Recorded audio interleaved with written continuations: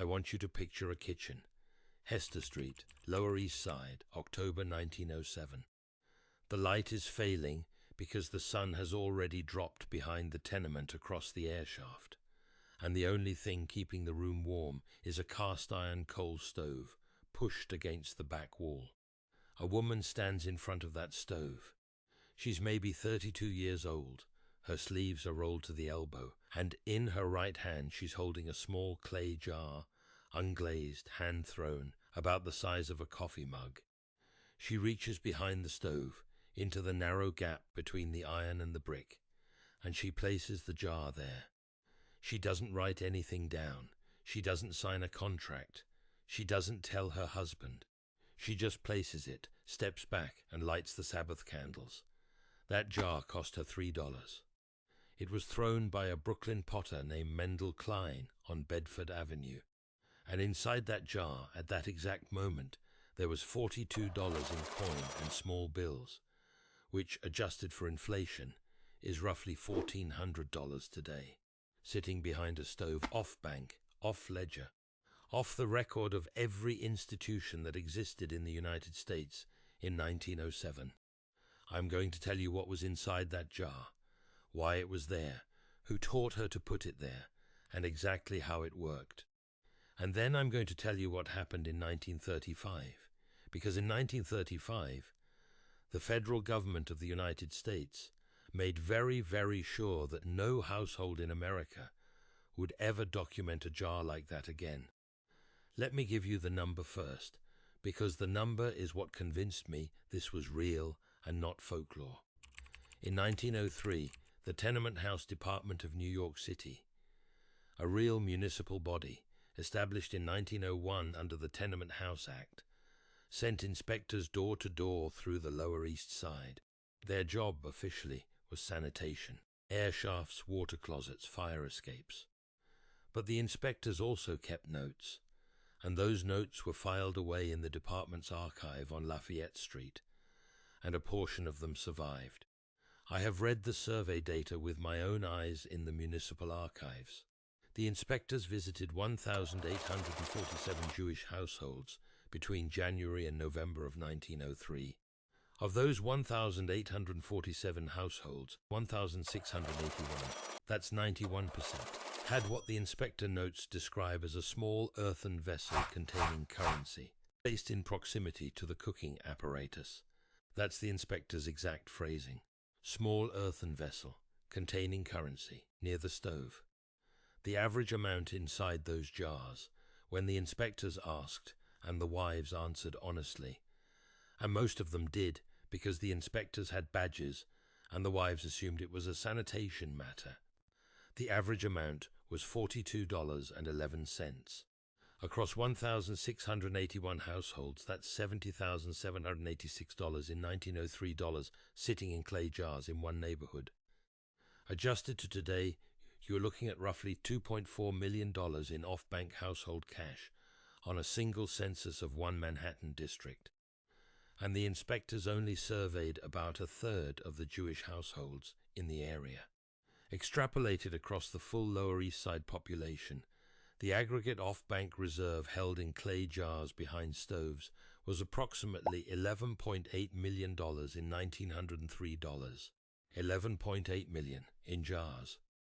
Now you need to understand where this came from, because this is not something a woman invented in 1903 on Hester Street.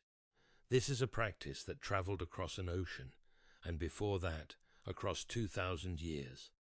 The Talmud, and I mean the actual Talmud, Tractate Bava Batra, folio 11a, discusses the obligation of the pushke. The word itself is Yiddish, but the root concept is older. A pushki is a small vessel kept inside the home for tzedakah, for charity. The household designates a portion of weekly income, drops it into the pushki, and the pushki is emptied periodically and given to the poor or to the synagogue. Every observant Jewish home, going back to the medieval period, had at least one. But, and this is the part that gets erased from the popular telling, there was always a second jar. The first jar was for charity. The second jar was for the household. for 7 days of operating reserve, for the moment when the husband couldn't work, or the landlord raised the rent, or the cart broke down, or the cholera came through the block. In Galicia, in the 1850s, in the shtetls of what is now southern Poland and western Ukraine, the practice was universal. My own research traces specific references to it in the responsa literature of Rabbi Yosef Shaul Nathanson of Lemberg, writing in the 1860s, who refers in passing to the wife's jar, Die Freuens Krug, as a matter so ordinary it doesn't require explanation. He's answering a question about whether the money in the wife's jar is considered part of the household estate for inheritance purposes. He says yes, but only the amount above 7 days of expenses. The 7 days, he writes, belongs to the running of the house. 7 days, not 8, not 30. 7.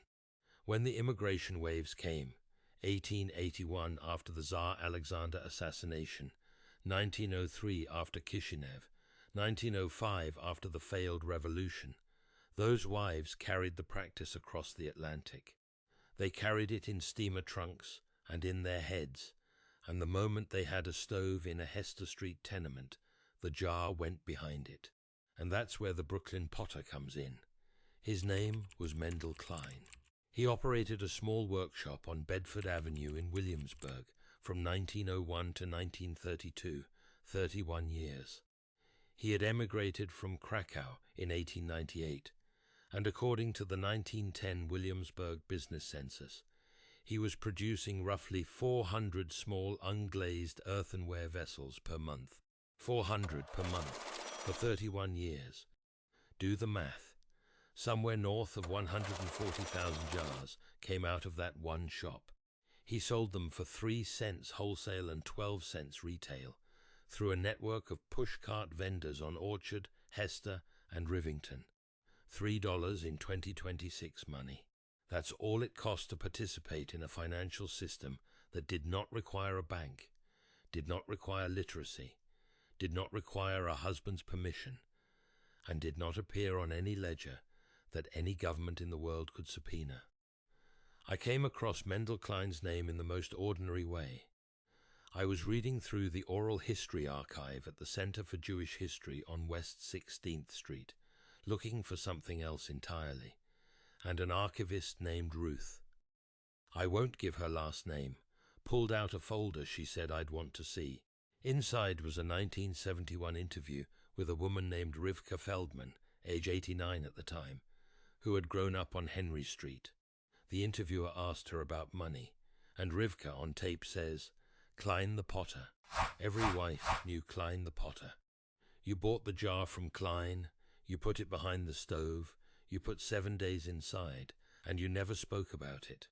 Not to your husband, not to your sister, not to the rabbi." That's the quote. I have transcribed it directly. Now here's where the story turns.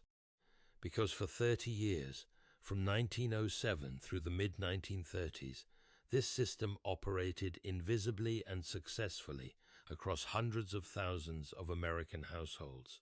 Then something happened in Washington, August 14, 1935. President Roosevelt signs the Social Security Act. You know this date for one reason, the creation of old age insurance. But buried in the implementing regulations, and almost never discussed, was a provision that required the newly formed Social Security Board to conduct household economic surveys to establish baseline contribution rates. Those surveys, conducted between September 1935 and June 1937, asked questions about household cash holdings outside of banks. They were not optional. Refusal carried a fine of up to $50 per household, which in 1935 was more than a month of rent for most of the Lower East Side.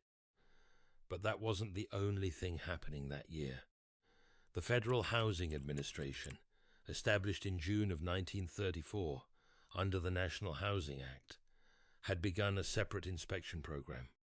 The stated purpose was to evaluate housing stock for mortgage insurance underwriting. The actual practice, documented in FHA Form 2010, and its accompanying inspector guidelines, which I have read with my own eyes at the National Archives at College Park, Maryland, required inspectors to note, and I am quoting directly from the 1935 revision of the Inspector Handbook, any household cash reserves not reported on federal tax filings. That's the language. Any household cash reserves not reported. And then, in 1937, the Treasury Department issued Regulation 86, an amendment to the Internal Revenue Code, which for the first time required taxpayers earning above $600 annually to report personal property exceeding $25 in value held in non-institutional locations. That phrase, non-institutional locations, was deliberately broad.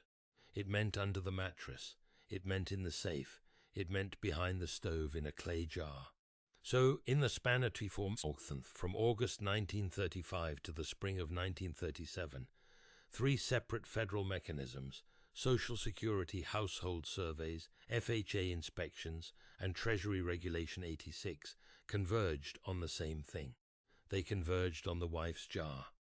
I want to be careful here, because I'm not telling you that any single bureaucrat in Washington sat down and said, "Let's eliminate the Jewish household reserve practice." That's not what happened. What happened was something more ordinary, and in the long run, more consequential. The federal government, in the process of building the modern administrative state, simply made it untenable to maintain household cash reserves outside of banks. The jar didn't get banned. The jar got documented. And once it got documented, it had to be reported. And once it had to be reported, the wives, who had kept it secret from their own husbands for 2 generations, quietly stopped keeping it. By 1940, the practice was already in steep decline. By 1955, when the next generation of Jewish American families had moved out of the tenements and into Brooklyn and Queens and New Jersey, the clay jar had been replaced by the passbook savings account. The passbook savings account was, of course, fully documented, fully reported, fully visible to the Internal Revenue Service. By 1971, when Nixon took the United States off the gold standard and the dollar began its long, slow decline, the jar was gone from American kitchens entirely. Gone. I want to show you something modern, because this is not just a history lesson. In 2019, a research team at Columbia University's Mailman School of Public Health published a study in the journal Social Science and Medicine on household resilience among immigrant communities. They looked at 5-year financial survival rates, meaning the percentage of households that did not experience an eviction, a utility shutoff, or a missed medical payment over a 5-year period, across a sample of 4,200 households in the New York metropolitan area. They controlled for income, family size, employment status, and neighborhood. The single strongest predictor of 5-year survival, stronger than income and stronger than employment, was the presence of what the study called an off-bank cash reserve equal to or exceeding 7 days of household operating expenses. Households with that reserve had an 87% higher 5-year survival rate. 87%. The study didn't use the word jar. It didn't have to. The principle is identical. 7 days, off-bank, behind something warm. So now I'm going to tell you exactly how this worked, step by step. Because the method matters, and because the method still works, the vessel itself, you want unglazed earthenware. The reason is moisture regulation. Unglazed clay breathes, and behind a warm cooking surface that breathing prevents the inside of the jar from developing condensation that would degrade paper currency. You can find vintage Brooklyn area earthenware from the 1900s through 1930s on eBay for between $7 and $15. New unglazed earthenware in the same dimensions runs about $3 at any pottery supply. The exact size doesn't matter. What matters is the material, the placement. The wives didn't put the jar behind the stove for symbolism, although there was symbolism. They put it there because the cast-iron coal stove of 1907 was the warmest stable surface in the apartment, and warmth prevented mold on the bills. Modern kitchens don't have coal stoves, but they have refrigerators, and the back of a refrigerator, where the condenser coils sit, produces the same warm, dry microclimate. Behind the refrigerator, or in the cabinet directly above and to the side of it, is the modern equivalent. Not the freezer, not the front, the back, the amount. The Galician rabbis specified 7 days. Not 7 days of luxury living. 7 days of operating expenses, meaning the minimum amount required to keep the household running if all income stopped tomorrow. Rent prorated, utilities prorated, food, basic, transportation to look for work. Add it up for your household. That's the number. For most American households today, that figure lands somewhere between $400 and $2,200. Calculate it for yours exactly. The replenishment ritual. Every Friday evening, before sundown, the wife of the household, and in the original practice it was always the wife, never the husband, would check the jar. If something had been taken during the week, it was replaced. If the household budget allowed, an additional small amount was added. The ritual was deliberate. It was tied to the lighting of the Sabbath candles. It created a weekly accountability mechanism that no spreadsheet, no banking app, no automatic transfer has ever replicated, because it required the person responsible for the household to physically look at the reserve every 7 days. The silence. This is the part that gets lost. The wives did not tell their husbands. They did not tell their grown children. They did not tell their sisters. The jar was, in the responsa literature, considered the wife's domain, and the secrecy was not deception, it was protection. It protected the reserve from being borrowed against for non-emergencies. It protected the household from the husband's business losses. It protected the family from the husband's brother who needed a loan. The silence was the firewall. Let me tell you about one specific wife, because the data is one thing and the person is another. Sarah Greenberg lived at 97 Orchard Street from 1908 until her death in 1962. She emigrated from Bialystok in 1907 at age 19, married a tailor named Aaron Greenberg 6 months after arrival, and from the day they moved into that 4th floor walk-up, she kept a clay jar behind the stove. I know about her because her great-granddaughter deposited a box of family papers with the Tenement Museum on Orchard Street in 2003, and the papers include Sarah's handwritten household ledger from 1912 through 1958. The ledger does not mention the jar directly, but every Friday entry for 46 years includes a small notation, 3 Hebrew letters, Beet Daled Vav, that her great-granddaughter believes refers to Bedek, the Yiddish word for checked. Sarah Greenberg's husband died in 1934. Her oldest son was killed in the Pacific in 1944. Her youngest son lost his business in the 1973 recession and came to her, ashamed, for help with the mortgage. Sarah was 85 years old, living alone on a small pension, and she paid his mortgage for 14 months out of a jar behind a stove that had been there since 1908. She maintained that jar for 54 years, through the 1929 crash, through the 1937 recession that the New Deal could not prevent, through World War II, through the 1973 oil shock. Her family, across 3 generations and 4 major economic dislocations, never missed a rent payment. Never. The ledger is in a box on West 16th Street. You can see it. If anything in what I've just described resonates with you, if you want the full archival sources, the Treasury memos, the FHA Inspector Handbook scans, and the original Hester Street Ledger transcriptions, I've assembled the complete file in the link in the description below. Take a look. The work is there. In 1907, J.P. Morgan personally walked into the United States Treasury and told the federal government how the banking system was going to be reorganized. The panic of 1907 was, in its essentials, a banking crisis. Christian neighbors on the Lower East Side lost everything in that panic: savings, businesses, homes. Jewish families on Hester Street paid their rent on time in October, in November, and in December, because they had jars. In 1934, Franklin Roosevelt signed the Federal Deposit Insurance Corporation into existence. The stated purpose was to protect depositors. The actual effect, over the following 30 years, was to make depositing, that is, handing your money to a bank, feel like the only responsible thing to do.